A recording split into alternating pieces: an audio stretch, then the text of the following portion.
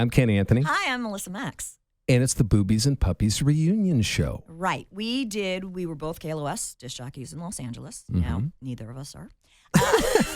That's a whole other story. Yeah, that's a whole other podcast. Right. And we did a podcast called The Boobies Well, and Puppies it Show. was initially called the show with no name and no listeners. Right. And we still had no listeners, but then we got a name. A little closer to the microphone, please. Am I too on top of it? No, I'm not hearing you. You get a. Do you have your hearing aid? All right, so here's the thing. I don't live in LA anymore. Right. I moved a year and a half ago to where? Florida. I can't say the name of the state I live in because my New York accent is completely back. It's Florida. So we stopped. We got a name and then we got a crew. Hi, crew. And we call it the Boobies and Puppies Show because we wanted people to Google, and we thought to ourselves, what do people Google the most? Boobies and puppies. Perfect cover. Right. But that was a great theory. It didn't really work so much. So we have this YouTube channel. No, it did work. We had puppies. We had. No, I mean, we didn't have listeners or viewers, though. Oh, yeah. That part didn't work. Anyway, so we had. But the name worked. Yeah, what do you think? The name was great. The best part of the show. Yeah, exactly. And the theme song, the intro theme song. So I moved, but I'm back in town. My first time back in LA for 4 days. And it's your birthday today. And it's my birthday. Yeah. Can we all sing happy birthday? Yeah, no, happy birthday. Listen. Okay. Right. Okay. So anyway, we decided to bring the band back together for a final hurrah. Yeah. So you left a year and a half ago. Right. And so we stopped doing it. Even though there's technology, we could do Skype or whatever, but... When you say doing it, just in case there's any... doing the Boobies and Puppies... Right, we were never doing it. Yes. Despite some talk in the hallways, we were never doing it. Never. Okay, so why did you move? I moved... there were so many reasons. I became ill. I dealt with a lot of stress, and I had some physical things, and I lived in an apartment with mold. So I developed an autoimmune disease, which affected me on so many levels. Yeah. And, LA is a stressful place. You don't realize it, but, you're sitting in traffic 45 minutes to go 2 miles, then you can't find a parking spot, then you got to pay the valet, and then it became too much. So my family, my mom and my dad, who are getting older, live in Florida. My brother and sister-in-law live there in that state that I can't pronounce as well. So it just seemed like the right thing for me to do, just to leave and kind of focus on me for a bit. I think it was June of 2018, right? Oh, no, July or August, summer of 2018. And it's literally, I think, almost exactly a year and a half. You and I didn't talk for a while after you left, too. We did it? Yeah. Were you mad at me? I was upset, yeah, because you left. You left because of the podcast. You know what? All of our listeners viewers were very sad as well. All right, so tell us. You went to work at a radio station. I work at a radio Florida. station in Miami. It's called The Shark 104.3. It's an alternative rock station. So I'm doing a radio part-time now, and I'm exploring other avenues and other ventures. And it's good. It's very different there than it is here. So I was coming to visit. How so? Let me tell you. I'm glad you asked. I had to buy socks to come here because all I wear is flip-flops or sneakers. And then I have these shoes on, which are not actually like really high or anything. Look at me. It's my birthday and I can still do this. Did you get that? Okay. Unfortunately, they did. Okay. But I have like an inch heel and I can't walk. Wow. I also apparently can't drive anymore. There's a lot of things that you just lose. Well, that typically happens to Florida citizens over like 90. They can't drive. No, I can drive there. Okay. I can't drive here. Oh, you can't drive here? Yes. Well, welcome to the... No one can, right? Yeah, no one can. It takes forever. So are you happy there? Do you like being in Florida? I love it. It's beautiful. I am a beach girl. I don't wear bras anymore. I don't wear socks anime. I don't wear mascara anymore. Look at the guys over here going, yeah. Yeah, it's like, why are they cheering? They're doing the wave. Like, what the hell? Stick to the camera, buddy. So, yeah, it's just a very, very different way of life. I live in South Florida, which is very kind of, I found my hippie tribe, and it's nice. And now I'm sort of at a crossroads in my career where I'm trying to figure out what exactly I want to do next. Well, the thing is, how much different now that you're back in LA? How does it feel? It just for a few days, even. No, it's weird. Yeah. I couldn't come back till I was ready to come back. And why is that? Well, I liken it to you date a breakup. Yeah, you date someone, and you can't really see them till you know you're completely over them. Like exactly. if I had come back after 6 months, I would have slept with LA. Yeah. And I just wanted to have dinner and then leave. Right. So I was ready, and I overextended myself. I'm only here for 5 days, but I'm different, so I see it through a different set of eyes now. Different lens. There are certain things I love and certain just uniquely LA things that are hysterical. Yeah. It's beautiful here. Right. There's an energy, a palpable energy in the air, and everything's sort of possible and magic and electric. Yeah. The traffic sucks. Yeah. I went to my old apartment for the first time the other night, and my next door neighbor was Rachel from the Fabulous Mrs. Rachel Maisel. Brosnahan. Yeah, she was kidding. she lived literally in my catty corner from me. Fabulous. Yeah. But I went back to that apartment and I cried a little bit. But right on the door is a notification of shooting, which is just so LA. There was an earthquake when I was here. Shooting what? Shooting a movie or? Yes, in LA. Shooting somewhere else. I thought it was like a shooting. Yeah, no, that's Florida. This is LA. Yeah, learn the lingo, dude.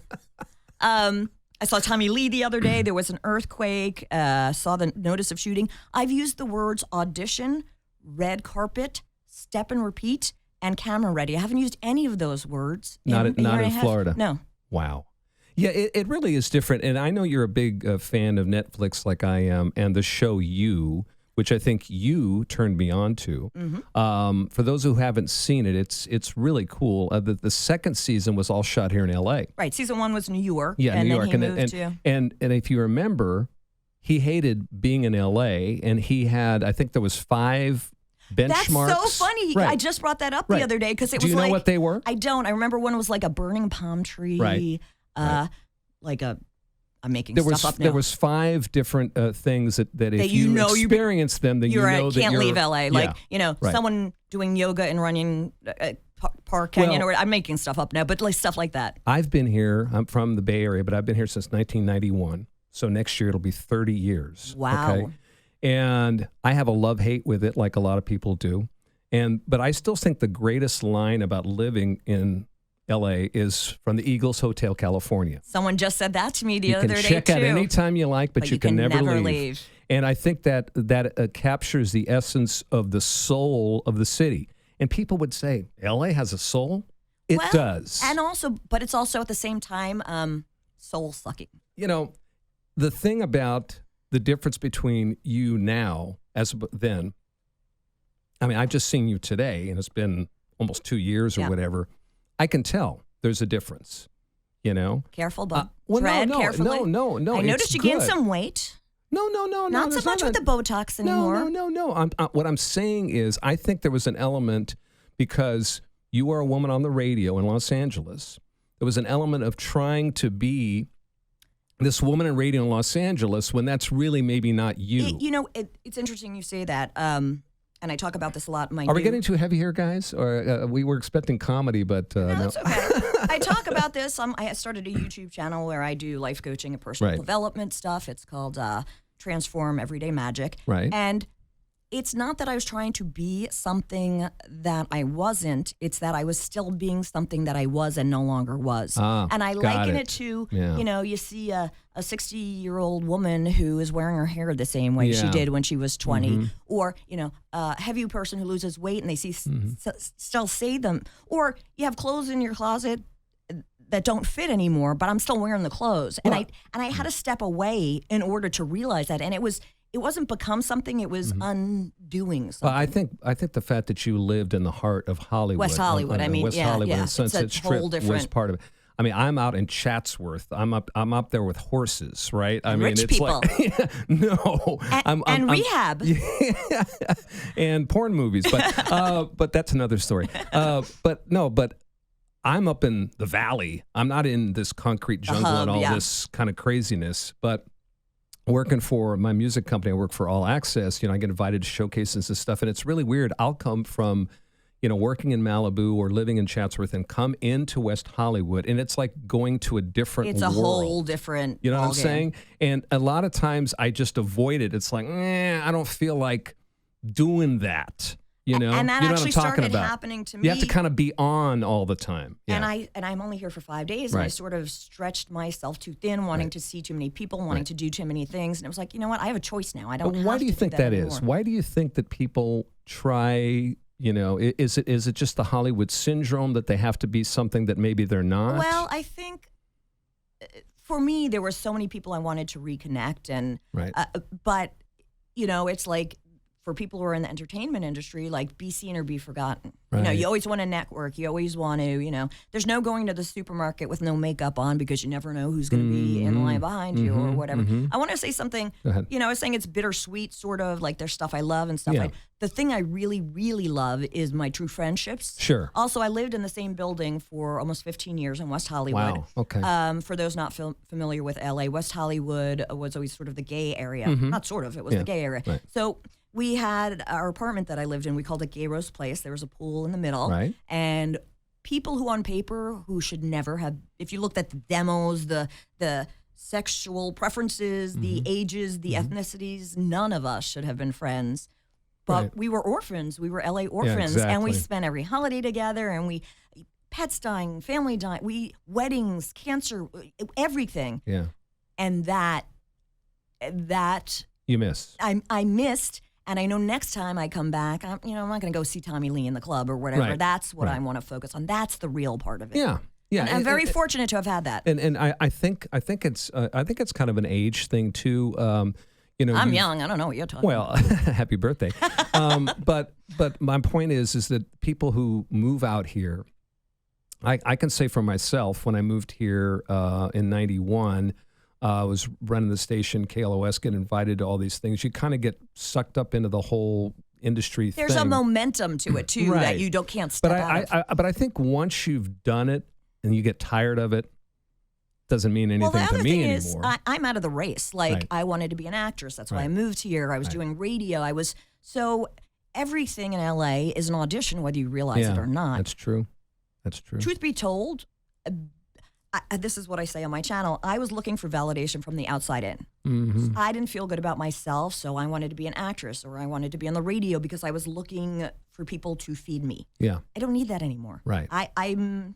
Right. You know, Stuart Smalley. I'm whatever those affirmations are. You're good enough. Yeah, exactly. You're smart enough, and gosh darn it, people like you. Yeah. So I'm not proving. Right. You know, I was proving something to myself before, where that's been taken out of the equation. Yeah.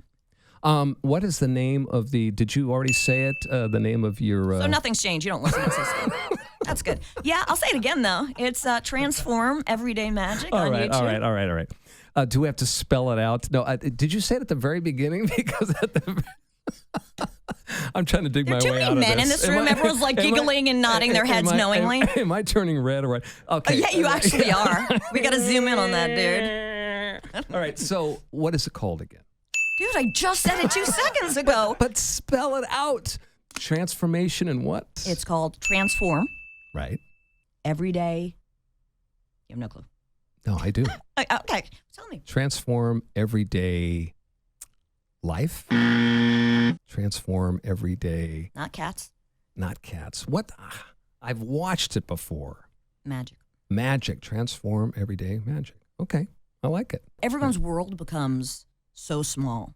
You know, people keep your eye on the prize. And I think that is so backwards. You keep your eye on the prize, and then you have blinders on, and all you see is the prize, and you miss so much of the good stuff in between. Right. And what if you don't get the prize? Then you missed out on so much, you know, and that's sort of how I lived up until the last couple of years. So it's all good. I sound airy-fairy, whatever. No, I mean, we talked about when I said I wanted to do this again, I didn't know whether it was going to be the same old comedy, which there's always, you know, I mean, me not listening and blah, blah, blah. But I think what you're talking about is the real deal, and it's fantastic. It really is. You know, I call the decision to move to Florida the best decision I never made. This is, I think the universe whispers to us like that we're on the wrong path. It'll give us little signs, and we ignore them and we brush them away. And then it keeps upping the ante a little bit at a time. Okay, I'm going to give you a bigger sign. And then finally, it was like, I'm cutting you fucking off at the knees, girl. You're going to be so sick that you can't function, that you can't get out of bed, that everything hurts. And then you had to. I had to. Yeah. And it's the best decision I never made. But you feel a lot healthier now. On every level. I thought about moving out of L.A. Several times. I've got some family here and it's business. But we've talked about doing a show in Miami at some point, or we've talked in the past about you relocating. Right. And I think about it sometimes, but I keep on thinking about that Eagles song. For whatever reason, even though I'm a Bay Area guy, when I go back to San Francisco and I go up to the Bay Area, I feel more like I'm Southern California in a way. If I were to come back, I would have to do it very differently. I would have to, live on the beach or live near water. I would have to take better care of myself. I couldn't have a long commute. Like, there are things that would have to be in place in order for me to, sort of be checked out, but also not be checked out. Not be checked out. All right, what else are we going to talk about? How you boobies doing? How's your puppy? Oh, how was your puppy? Oh, my dog Capri. Now, so what was your dog's name? Capri. Okay. All right. Wait, did you say your dog's name? Yeah. See, I'm going to be hearing about this for the next 50 years. He's or like, something. go back to the East Coast already, girl. No. When we took the picture, and Marvin is right here when we took the picture. What picture? The picture, the Boobies and Puppies picture. Oh, so the cover art for the cover art. Okay, so which if you're watching the video, you'll see it. Okay, so Melissa is in a bikini, and she's holding. You were initially holding on to a dog. Yeah, and no one ever noticed what we did. We put a cat's face on the dog. Yeah, you put a cat's face on the dog, but no one ever noticed that. No, I think people did. Did you notice it? See, Marv, he noticed it. He had to look at the footage, dude. Yeah, he took the pictures. But my dog Capri is 11 now, and she's great. And I've had her since she's 2 months old. Oh yeah, she's great. She starts talking. Does her little, why do we talk like that to little animals? Oh, she's so cute. Do you think the animals sometimes look at a dude talk normal? Yeah, exactly. Their inner dialogue is like, it's like, come on, man. Or they feel sorry for us. Like, God, humans are stupid. But I'm telling you, she is so awesome. I was going to bring her today. I was even thinking about bringing her today. But do you allow dogs here? Yeah. Dude. Oh, okay. Do you remember we used to do the show and bring in animals? Oh, remember? that's... Because it's called, the show is called the Boobies and Puppies Show. And the theme or the premise of the show, of the show was we would do a segment about women. Yes. And then a show about pets. And part of that is we'd bring pets here into the studio and we'd get them adopted. All right. I'm glad you asked, because that was a really good question. Remember the posters on the wall? So our very first time we do the show, I come prepared and I put up half the picture. Half of this frame is a picture of boobies, and then the other half is a picture of puppies. Right. So we're talking, we're doing the thing, and all of a sudden Ken's like, "Oh my God, that's so cool! They have posters up here of boobies and puppies." I'm like, "Dude, are you for real right now?" He's not he's pretty. That's the thing. He's pretty. No. I think that I'm a smart person, but sometimes it's you keep thinking that, sugar. Oh, yes. Oh, next time. You're smart enough, you're pretty enough, and you're good enough. Next time, I will bring Capri. I should have brought her today. You sure you want it next time? You're going to come around for more rounds for this? Or? We could Skype it. Yeah. But no. So wait, we didn't even finish that. So he's like, "Oh my God, they have pictures of boobies and puppies." And I'm like, "No, dude, they don't have pictures of boobies. This is the Boobies and Puppies Show. I brought the boobies." Brought them in. And it was like a kid seeing Santa. It was like magic. He was like, "That's so cool." Oh, man. Yeah. I'm the brains of the broadcast. You're the brawn. By the way, I just was curious. Do you know the name of my YouTube channel? Oh, my gosh. Oh, my God, dude. Can you give me one word in it? Transform magic. Okay, there's a word in between. Dude, you can't pass him notes. Is he passing you notes? No. You were so fired. I know we're not paying you, but you're so fired. No, he's not fired. Transform everyday magic. Oh, now you're clapping? Who is this guy? So people know by now the name of it. I think they do. Do they? Yes, they do. What's the name of it? Don't look at the paper. Transform everyday magic. There you go. All right, so look, that was fun, and maybe next time I come back, we do it again if you still don't hate me. Oh, I don't hate my Melissa. There's no way. No way. A little bit. No way. Okay. We're all good. So this was the Boobies and Puppies Show, the reunion tour. Tour. You know what, though? Do we have to do what Motley Crue did and sign an oath in blood saying that we're never going to get the band together? Never going to do it again. Just kidding. Fake blood. Invisible ink. Kiss is still touring after all this. They said their final reunion, and they're still touring. Oh, how many That's going to last forever. But how many final reunions? And Motley Crue's back again, that too. was the point of what I just... I mean, it's like those guys, it's just amazing. I'm digging myself. Yeah, you are. All right, so what do you say? Should come back in like 4 or 5 years and we do this again? Maybe. All right, let me know. Keep me posted on... We'll let you know. All right. Talk to you next time.